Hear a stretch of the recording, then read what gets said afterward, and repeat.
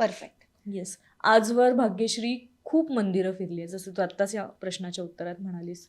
एखादा अनुभव सांगशील? सगळे म्हणतात की कुलदेवीला ना हम्म. सगळ्या फॅमिलीने एकदा तरी वर्षातून जायला जायचं. पाहिजे. तर माझी कुलस्वामिनी आपली तुळजापूर हेच माझं कुलदैवत आहे, कुलदेवी सोलापूर. आहे. सोलापूर, बरोबर. तर जेव्हा पहिल्यांदा लाईफमध्ये खूप वर्षातून मी, माझे आई वडील, माझा भाऊ, माझी वहिनी अर्णव, आम्ही असे सगळे तुळजापूरला जायला निघालो. रात्रीचा प्रवास होता. आम्ही असा विचार केला रात्रभर प्रवास करूया, कारण तेव्हा माझं कामही चालू होतं. प्रवास करूया आणि सकाळी दर्शन. हां, सकाळी पहाटे उठून आपण अभिषेकाचं दर्शन घेऊया. असं असताना आम्ही पहाटे निघालो, रात्री निघालो पहाटे पोहोचण्यासाठी, आणि तिथे रस्त्यामध्ये माझी गाडी बंद पडली होती. कुरकुम नावाचं गाव आहे, त्याच्या अलीकडे 5-6 किलोमीटर माझी गाडी बंद पडली. रस्त्याला मुसळधार पाऊस पडतोय, रस्त्यावर लाईट नाही, काही नाही. तर रस्त्याचं तेव्हा काम चाललं होतं, गेले 5-6 वर्षापूर्वीची गोष्ट आहे. आता करायचं काय? छोटं बाळ आहे गाडीत, अर्णव लहान होता, आई वडील आहेत माझे, मी आणि माझा भाऊच.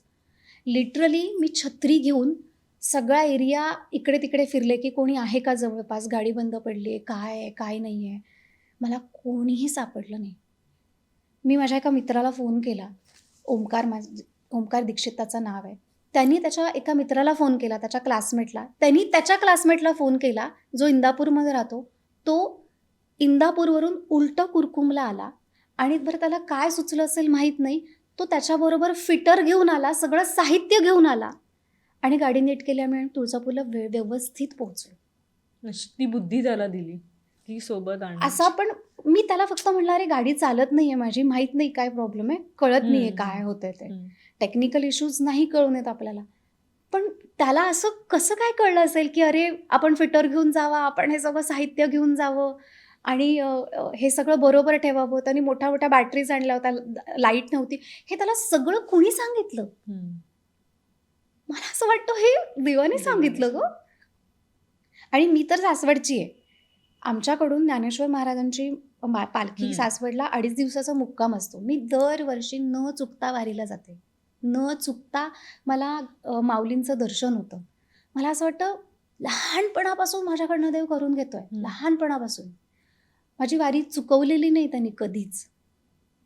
मला असं वाटतं यार, I am very bless, very bless. Yes. आता तू म्हणालीस की वारी तू चुकवत नाहीयेस, आणि मी तुझ्या सोशल मीडियावर वारीचे बरेच व्हिडिओ बघितले, तुझ्या छोट्या भाच्याला घेऊन आहेत किंवा अनेक काही आहेत. आणि मला आवडेल ऐकायला की एखादा प्रसंग वारीतला, किंवा तू कशी वारी एन्जॉय करतेस.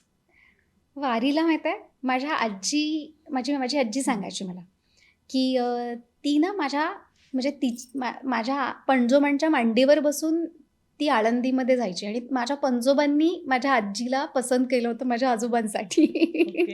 तर मला ना खूप खूप मज्जा यायची त्यांच्या गप्पा ऐकताना, की बाबा असं कसं काय, तू आळंदीला कशी काय जायची. तर वाईवरून माझी आजी आळंदीला जायची, ती एकादशी करायची, वारीला जायची.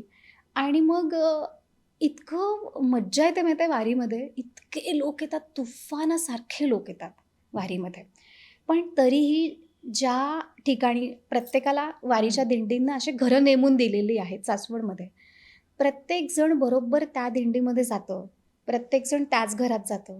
आणि मग सगळं अख्खं घर मिळून तुम्ही कसं स्वयंपाक करता, सगळ्यांना जेवायला वाढता, पंक्तीच्या पंक्ती तुमच्या घरात जेवता, आणि तुमचा सकाळी सकाळी सगळा स्वयंपाक होतो. इतकं प्रसन्न वाटतं, मी तुला सांगते. आणि एकदा ना मी गुजरातला शूट करत होते, आय थिंक 3 इयर्स पूर्वी.